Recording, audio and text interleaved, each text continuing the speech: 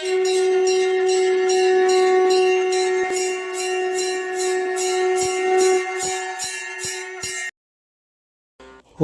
ஸ்ரீ குருப்பியோ நம. ஓம் கம் கணபதையே நம. நம்ம ஸ்ரீநிகேதன் வலைதளம் வாயிலாக முருகப்பெருமானுடைய சஹஸ்ரநாமத்தில் இருந்து தினம் ஒரு நாமாவளியை சிந்திச்சுருக்கோம். இன்றைய தினம் 848வது நாமாவளியாக ஓம் சாந்தாய நமஹ.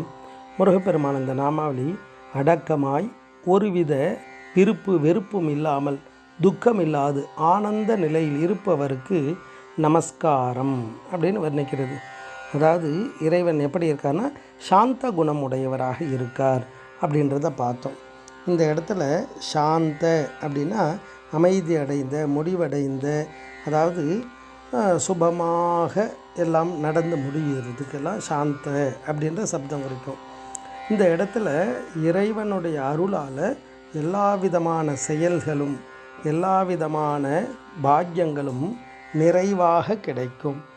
இந்த பாக்கியம் அப்படின்றது ஒவ்வொரு உயிருக்கு கிடைக்கக்கூடிய ஆனந்தம். இந்த ஆனந்தம் அப்படின்றது என்ன அப்படின்னா, இப்போ ஒரு உணவு கிடைத்தா சந்தோஷம், அந்த உணவு பிரீத்தியாக சாப்பிடுவா, அதை பிடிச்சி சாப்பிட்றோம். அதே உணவு அதிகமாகும் பொழுது அதுவே சாப்பிட முடியாத மாதிரி ஆகிடும். சிலருக்கு பொருள் மீது ஆசை வரும். அந்த பொருள் கிடைச்சதுக்கப்புறம் அதில் ஆசையானது காணாமல் போயிடும். அது கிடைச்சோடனே சந்தோஷம், அது கொஞ்ச நாளில் அந்த சந்தோஷம் மறைஞ்சிடும். அப்படி இந்த ஜீவனுக்கு கிடைக்கக்கூடிய ஆனந்தம்னா இருக்கு இல்லையா, அதுனா நிலை இல்லாதது, முடிவு உடையது. அதுக்கெல்லாம் கொஞ்ச நாள் தான், சில காலம்தான், அதனால தான் அதுக்கெல்லாம் சிற்றின்பம்னே பேர்.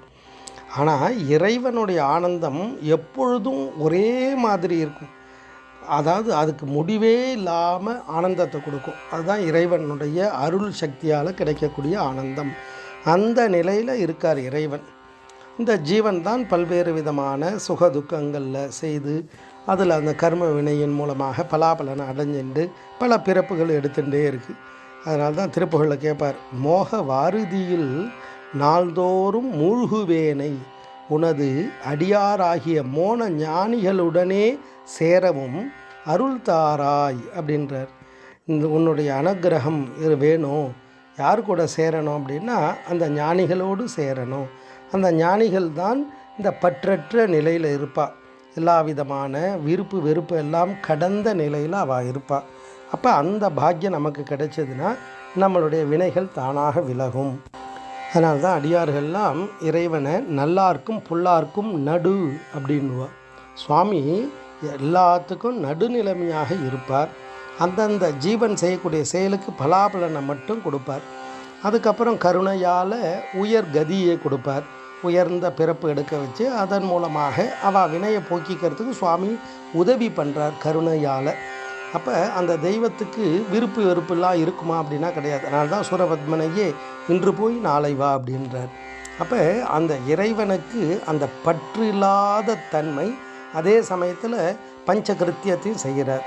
அந்த விசேஷமான ஆனந்த நிலையில் இருக்கக்கூடியவர். அதை தான் இந்த நாமாவளி அவர் அழகாக வர்ணிக்கிறது. ஓம் சாந்தாய நமஹ. ஸ்ரீ குருப்பியோ நமஹ. ஓம் சும் சுப்பிரமணியாய நமஹ.